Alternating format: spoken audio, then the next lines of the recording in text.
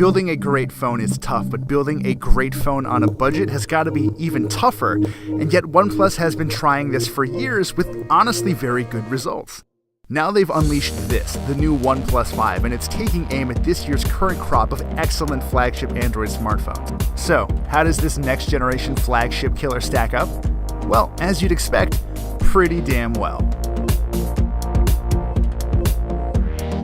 There are a few things you should know first. I've been testing the top-of-the-line OnePlus 5 with 8GB of RAM and 128GB of storage. This model will set you back $540, but that seems pretty reasonable considering the level of performance you get. There's also a version with 6GB of RAM and 64GB of storage for $480, which is more in line with what recent OnePlus phones have cost. Oh, and one more thing, the base level OnePlus only comes in gray, but this fancier version only comes in black. I know, I'm also super annoyed by this. Otherwise, these phones are identical. They both use the same Snapdragon 835 chipset with clock speeds that top out at 2.45 GHz, along with the same Adreno 540 GPU and 3300 mAh battery. They also share a 5.5-inch AMOLED screen running at 1080p, which happens to be the single most conservative thing about this phone. It's a no-nonsense screen that reproduces colors well and is plenty bright to read under the summer sun. You can change the color gamut to suit your taste if the default isn't your thing, but that's really it. It's a perfectly nice display that just won't blow anyone's mind. All of that fits really nicely inside the 5's anodized aluminum body, which happens to be the thinnest one OnePlus has ever used for a flagship phone. Not everyone will love the design though. It bears some similarities to the iPhone, though I find the comparisons pretty overblown. To me, it just comes off a little generic, which is kind of a shame considering how distinctive OnePlus devices used to look. That said, the fit and finish are impressive. This is an incredibly well-built device, and the gentle curve of the back makes it really comfortable to hold for long periods of time. As far as software is concerned, things haven't changed much since the days of the 3T. If you haven't used Oxygen before, it's best to think of it as stock Android Plus.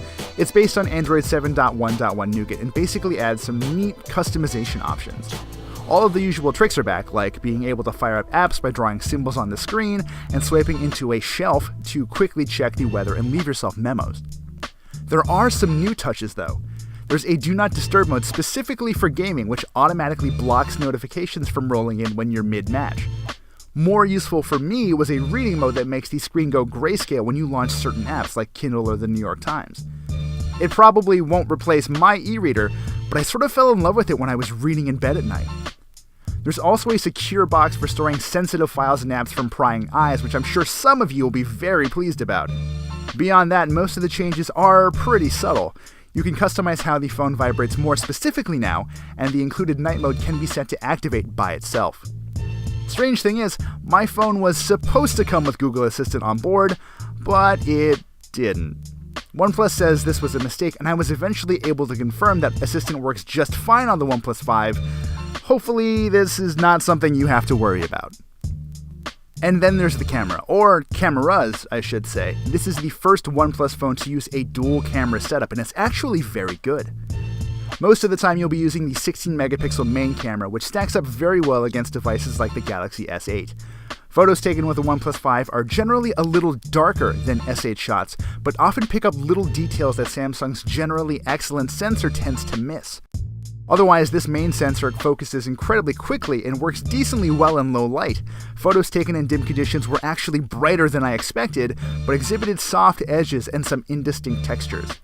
Having another separate 20-megapixel telephoto camera to switch into is very helpful, and it's kind of surprising and nice to see OnePlus use a higher resolution sensor for this zoom camera. Color saturation and detail are very nice here as well, to the point where I sometimes preferred shooting in 2x mode. Both of these cameras are used for the depth effect mode, which adds a bunch of bokeh behind your subject. It can be a little finicky sometimes because it requires a decent amount of light to work well, but I ultimately found it more flexible than the iPhone 7 Plus because it works nicely on things besides faces. Throw in an excellent pro mode and you've got what feels like the best camera experience OnePlus has ever delivered. As you'd expect, this combination of parts makes for some seriously impressive performance.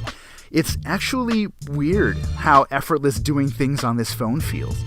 Multitasking and high-end games prove to be no problem for this thing, and it absolutely smoked the rest of this year's flagships in our suite of benchmark tests. Long story short, this thing just flies. Battery life was also quite good. I routinely got a full day and a half out of the OnePlus 5, which is a little better than I did with its immediate predecessor. Curiously, it wasn't quite as good as the 3T in our standard video rundown test. The phone lasted for just over 15 hours compared to just over 16 on the 3T. All told, it's very hard not to like the OnePlus 5. It's blazingly fast with a surprisingly good camera and solid battery life. Its software leaves Android mostly alone, and the price tag means true flagship power is within your reach without destroying your wallet. Is it perfect? No. But building a phone like this is an exercise in compromise, and the balance that OnePlus has struck between form and functionality and price is just excellent.